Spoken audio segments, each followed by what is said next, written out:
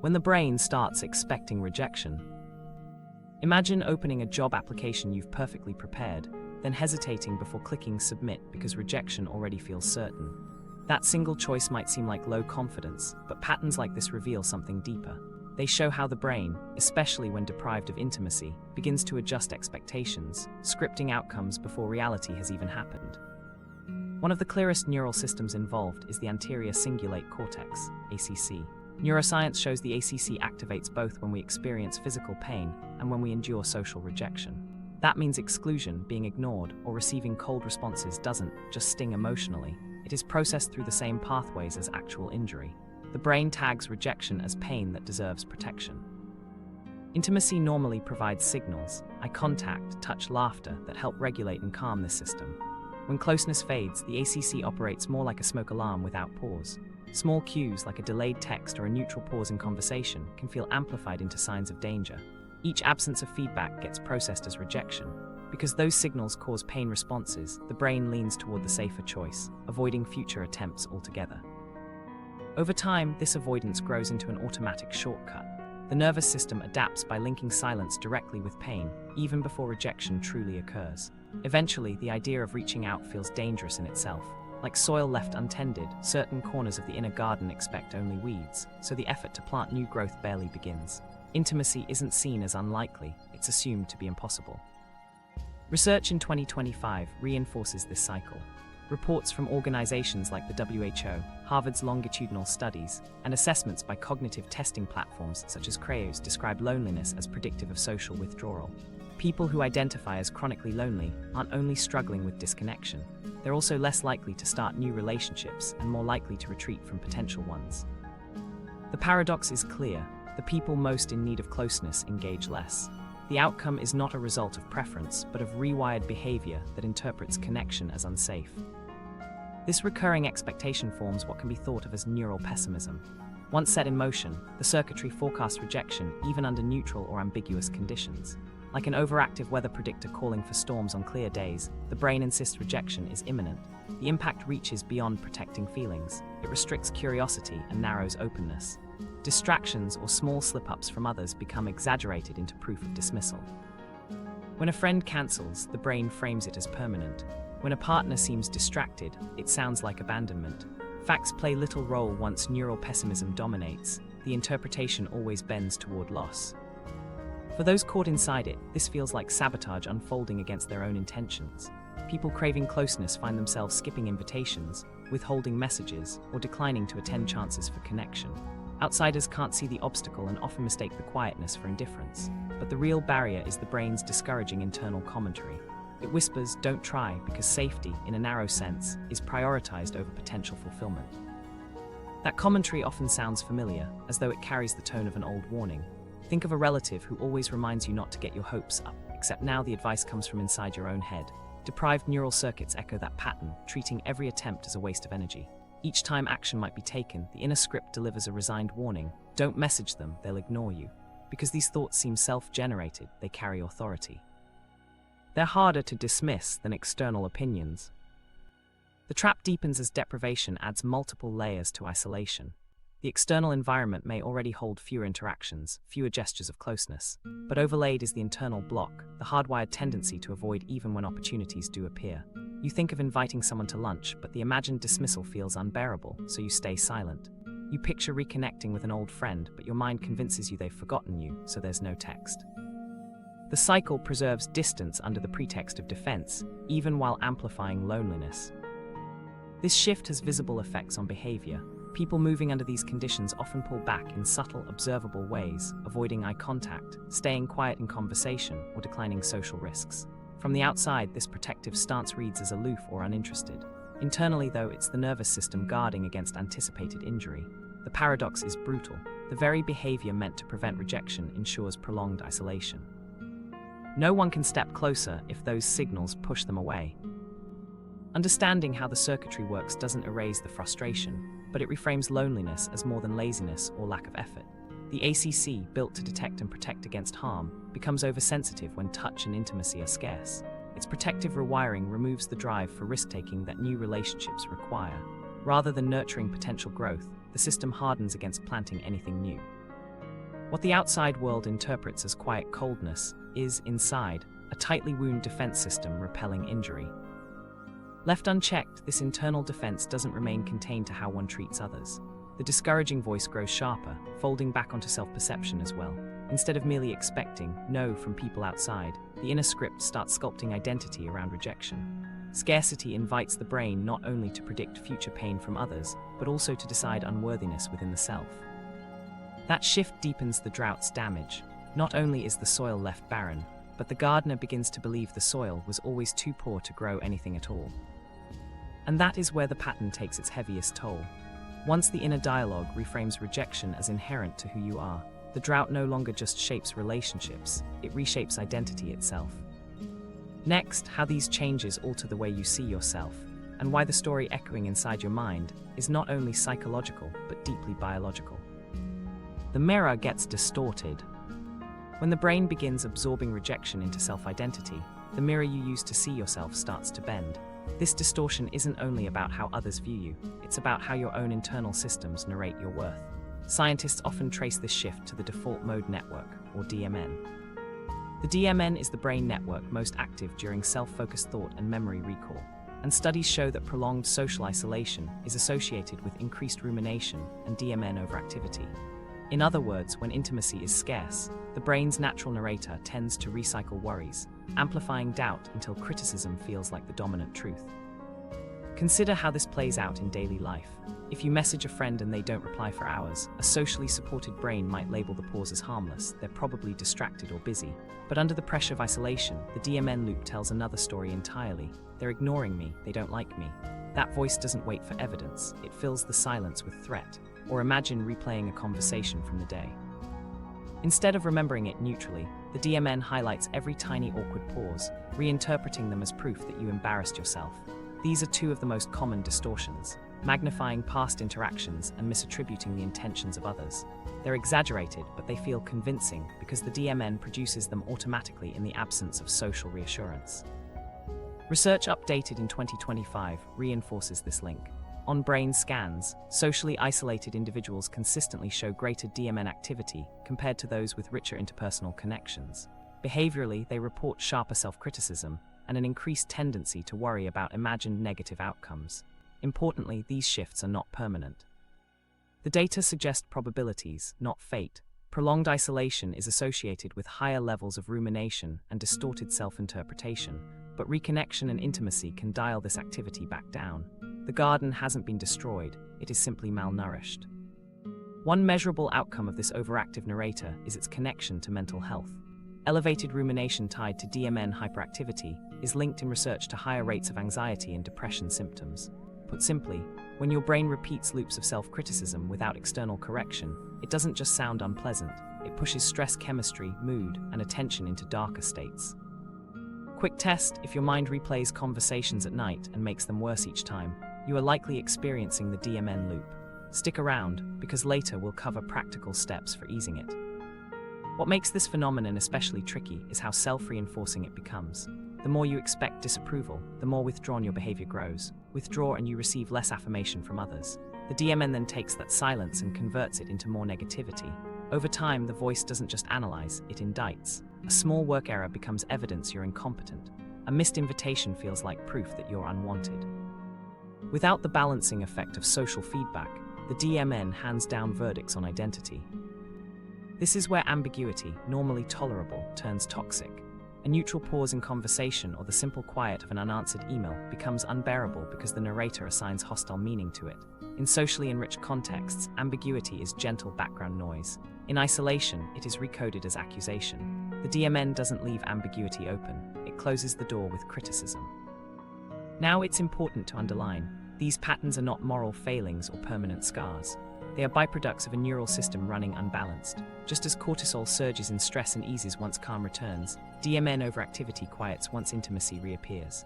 A single reassuring presence, a laugh, a hug, or a direct moment of acknowledgement shrinks its volume significantly.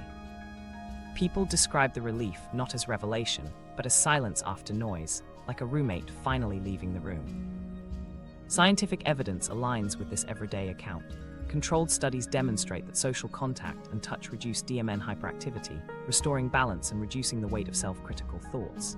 What feels like character clarity is often just neural shift, a system being recalibrated by feedback it needed all along. This distinction matters. It reframes self-criticism not as personal truth, but as an error in the brain's prediction machinery. That reframing is essential because DMN distortions can escalate. If left unchecked, the line between "they dislike me" and "I am unlikable" blurs. The external interpretation folds inward as identity, and the mirror no longer reflects fairly. It's the weeds overtaking the image, not because the soil was flawed, but because nutrients ran dry. Without correction, this distortion layer deepens until ordinary life events feel like evidence of fundamental failure. From a practical perspective, recognizing the role of this system offers an anchor. Knowing that the DMN spins louder when deprived gives space to question its commentary.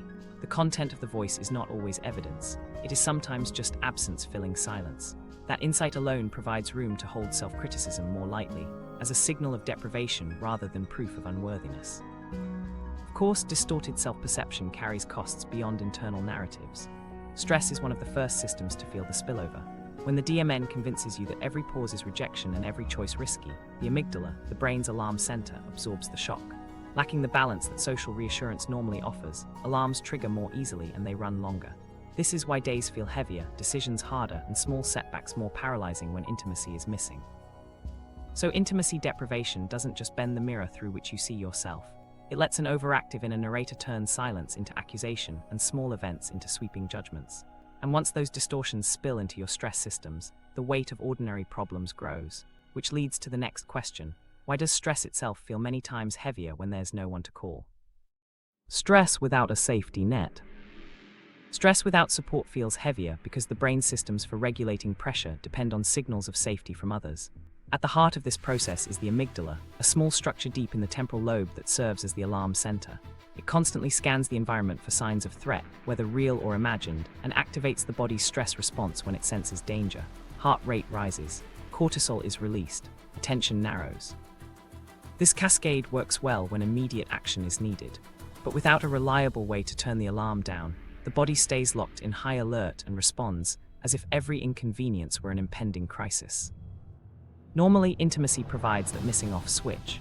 When someone offers presence through a touch, a calm voice, or even simple eye contact, the nervous system and the amygdala receive confirmation that things are safe. Research shows this works partly through oxytocin pathways that directly influence stress regulation. A moment of connection tells the alarm system it can rest. With these cues present, stress not only feels less overwhelming, it is physically reduced at the neural level. When social closeness is absent, this regulatory factor disappears. The amygdala fires more freely without the cues that calm it. Small events like a late bus or a delayed reply can ignite an exaggerated reaction. The stress system keeps burning unchecked. Problems don't necessarily get bigger, yet the brain amplifies them, stuck in emergency mode. This is why leaning on a friend after a difficult day often provides relief, even when the situation hasn't changed. The amygdala quiets once comfort is received, showing how vital relational buffering is to resilience. Recent evidence reported in 2025 demonstrates a strong link between loneliness and amygdala dysregulation. Brain scans reveal that individuals reporting persistent social isolation show heightened amygdala activity even during calm or neutral circumstances. Instead of toggling between arousal and rest, their systems stay activated, like an alarm that never switches off. This hyperactivity contributes to a state of constant low-grade fight or flight.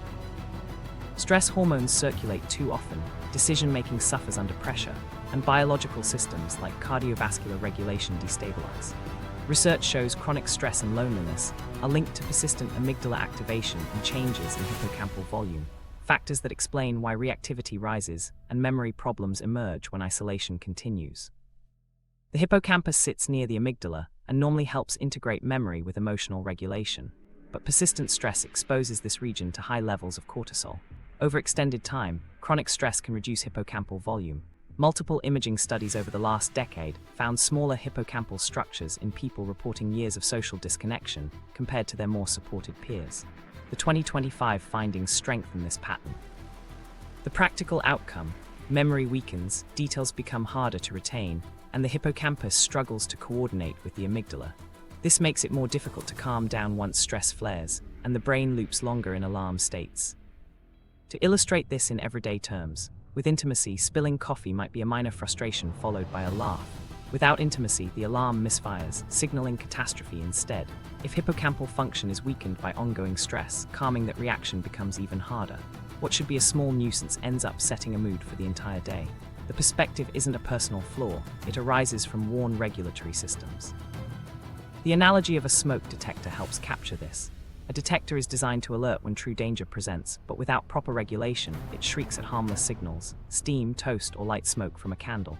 The stress system under loneliness does the same. The amygdala trips at minor inconveniences, convinced they point to disaster. Living in that climate produces exhaustion. Every small challenge feels amplified into emergency status. It's not about thin skin, but about faulty calibration. Consequences ripple out. A missed text becomes intolerable. Feedback at work feels like threat. Coping resources dry up because recovery time shrinks. Resilience depends on a cycle, stress rising then de-escalating. Without close relationships, the second step doesn't happen as quickly, so the body spends hours locked in tension. Cortisol lingers into sleep, disrupting rest and mood regulation. Over weeks and months, fatigue piles up, eroding both concentration and emotional patience. Updated studies in 2025 give measurable weight to these observations. Survey participants with weak social ties reported not just more frequent stress, but more intense responses to minor triggers. Cognitive tasks that mildly challenge most brains spiked heart rates significantly higher among the lonely group. Functional imaging backed this with visible amygdala overactivity. The patterns confirm that it isn't imagination. Without social regulation, stress isn't just perceived as heavier, it is actively heightened in the nervous system itself. Understanding this shifts how we frame loneliness. It isn't a vague sadness or personality issue. It is a disruption in neurobiology that alters how the brain meets difficulty. The amygdala overreacts, the hippocampus strains under cortisol, and the absence of balance makes ordinary life feel unmanageable. Health consequences spread outward too, since stress hormones affect more than mood. They influence immune function, digestion, and cardiovascular systems. Disconnection, then, becomes a full-body vulnerability. Yet the research does not suggest permanent loss. These changes are not fixed. Social reconnection and interventions can help recovery. Studies indicate hippocampal structure shows improvement when chronic stress eases, and stress responses recalibrate when sustained intimacy returns. The noise of the alarm system can quiet again, provided signals of safety are restored. The brain evolved expecting those signals to be part of daily life, and when they return, regulatory balance can strengthen again. This also clarifies why even small forms of contact matter. A friend's voice, a reliable presence, even brief gestures of warmth activate regulatory systems that build resilience. Not every burden can be removed, but the nervous system doesn't demand perfection. It demands signals of belonging to offset alarms. Without them, stress chemistry dominates. With them, the same problems shift from unbearable to surmountable. The truth here isn't about willpower or toughness. It's about circuitry that evolved to operate with companionship woven into its regulation. Stress networks are designed around cooperative living. Isolation pulls that foundation away, leaving inner systems incomplete. That's why people in these states describe ordinary living as draining. It isn't weakness, it's the body's architecture struggling without the context it was built for. The humor of the amygdala reacting like a smoke detector to toast underscores a deeper reality. Living with loneliness means fighting alarms that misread constant danger. This produces fatigue, irritability, and brain fog that make even simple tasks feel punishing. Intimacy provides the one tool internal systems can't replicate on their own, a reliable cue of external safety that silences alarms. Pep talks help, but they don't touch the circuitry in the same way. The difference is biological. So at this point, the pattern forms clearly. Without intimacy, stress responses stay locked on high. The amygdala sounds alarms without pause, the hippocampus weakens under cortisol, and the brain's default networks fill silence with pessimism. These aren't abstract metaphors, but real physiological shifts that explain why life without closeness feels heavier in every dimension. The absence of intimacy destabilizes people chemically, neurologically, and physically. And here, another critical question opens. If the brain treats isolation like actual threat, keeping alarms firing and mental systems strained, what happens in the realm of physical pain? If loneliness pushes your biology to behave as if you've been injured, could it also change how strongly you feel actual aches in the body? Loneliness hurts, literally. Why does rejection or loss sometimes register in the body as sharp chest pain or a deep ache beneath the ribs? People don't just imagine that heaviness. It's the brain using the same systems that monitor physical injury to process social wounds. Research shows the overlap is very real. The circuits responsible for physical pain also respond to emotional pain.